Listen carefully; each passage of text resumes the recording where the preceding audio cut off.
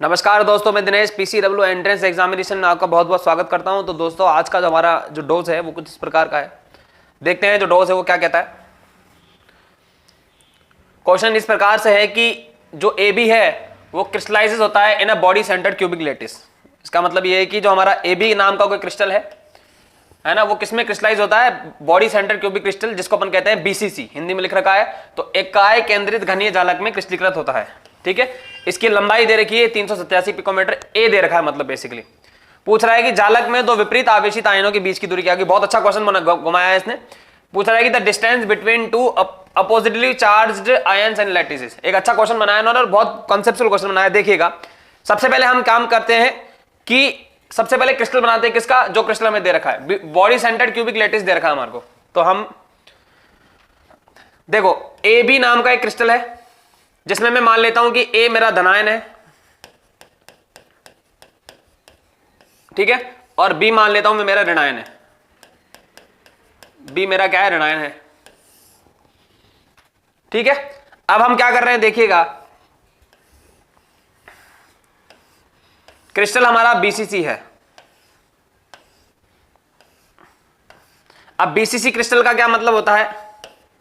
BCC crystal का मतलब होता है जो कण होंगे हमारे, एक तो कॉर्नर पर होंगे और एक हमारे सेंटर पर होंगे, जस्ट सेंटर पर, बॉडी के सेंटर पर होंगे। ये BCC क्रिस्टल के बारे में। अब कॉर्नर की अगर बात करूंगा तो ये एक कॉर्नर, ये दूसरा कॉर्नर, ये तीसरा, ये चौथा, ये पांचवा, ये छठा हो गया, ये सातवां हो गया और ये आठवां हो गया। इन कोनों पर मैं मान लेता हूं कि मेरे B माइनस रखा हुआ है। इस कोने पर क्या रखा हुआ है? B minus. कोनों पर हमारे B माइनस रखा हुआ है इस तरीके से। ठीक है, ये हमारा B माइनस हो गया, ये भी मेरा B माइनस हो गया। और A प्लस एक धनायन है। BCC क्रिस्टल में जो धनायन होता है वो बिल्कुल सेंटर पे होता है। तो धनायन को मैंने जस्ट सेंटर पे बना दिया इस तरीके से। ये हमारा धनायन हो गया। आप सब जानते हैं कि ये जो दूरी होती है, ये दूरी,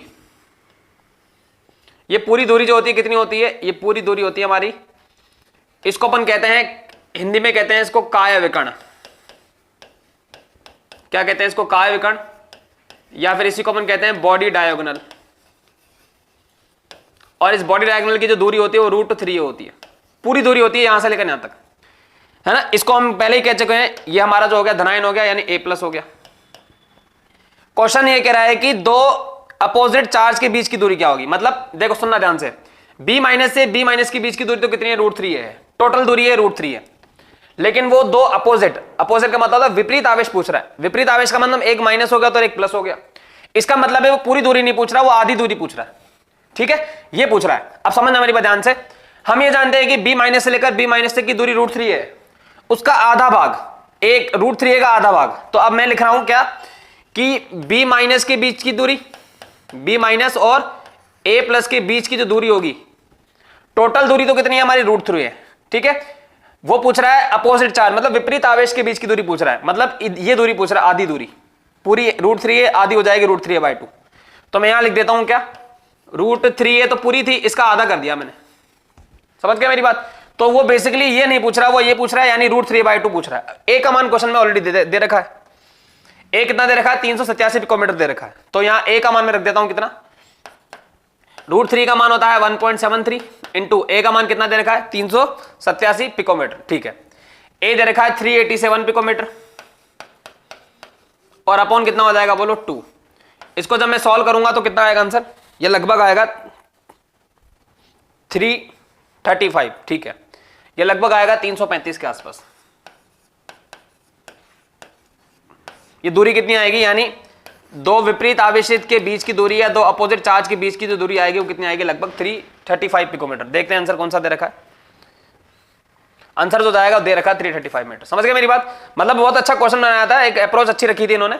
पूरी दूरी होती है √3 है, वो पूरी नहीं पूछ रहा। पूरी दूरी का मतलब हो जाएगा समान आवेश B माइनस, लेकिन वो पूछ रहा है विपरीत आवेश के बीच की दूरी।